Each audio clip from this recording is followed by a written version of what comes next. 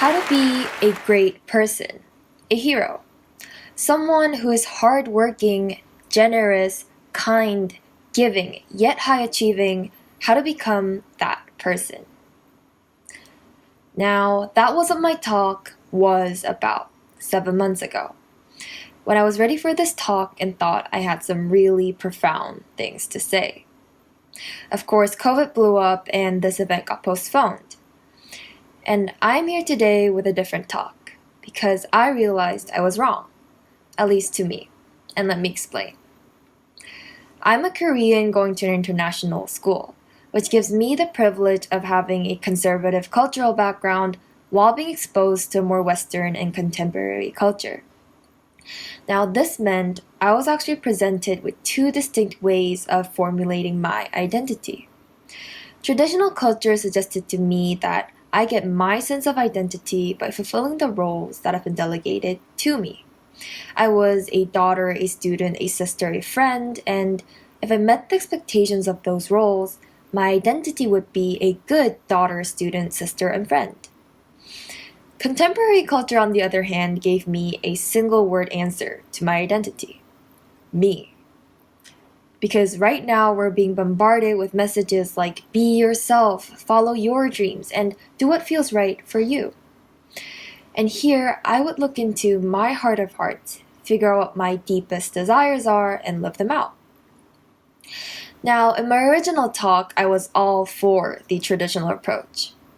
I believed that there was an ideal of a good person and that meeting a set of expectations was how I could earn my identity as a good person.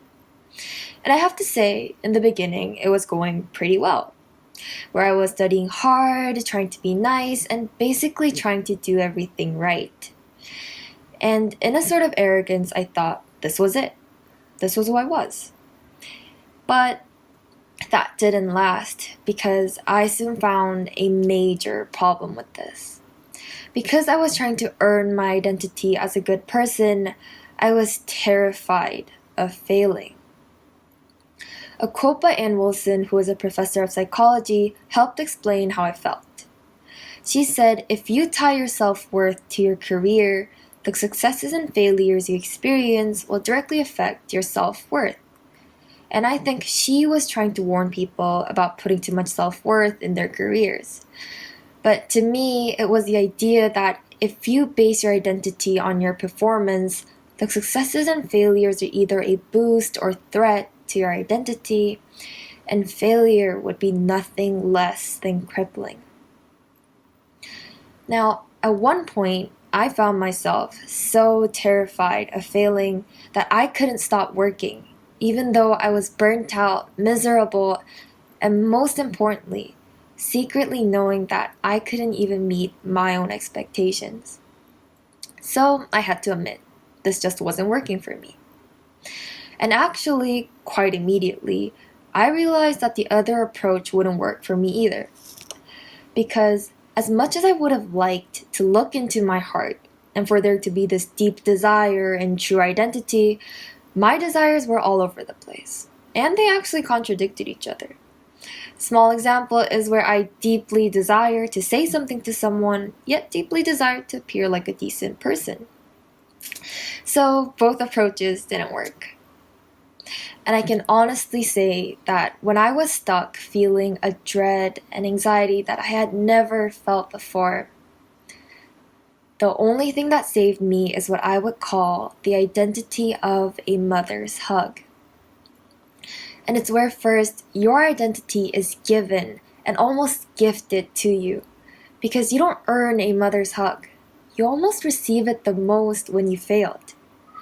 And at the same time, it's not just being true to your own desires, because your mother loves you for exactly who you are, but at the same time is the one person who most truly and deeply wants you to succeed. And this was the identity that allowed me to be free, because I didn't have to earn it. And at the same time, it allowed me to perform and thrive because I could do it out of love and not fear. So this is an identity and experience that is very personal to me. But I wanted to share it today because at my age, I suspect that this question of identity is one we ask our whole lives. And I truly hope that all of us can wake up in the morning and ask ourselves the question, who am I? And get an answer that gives us the joy, hope, and courage to live out the day.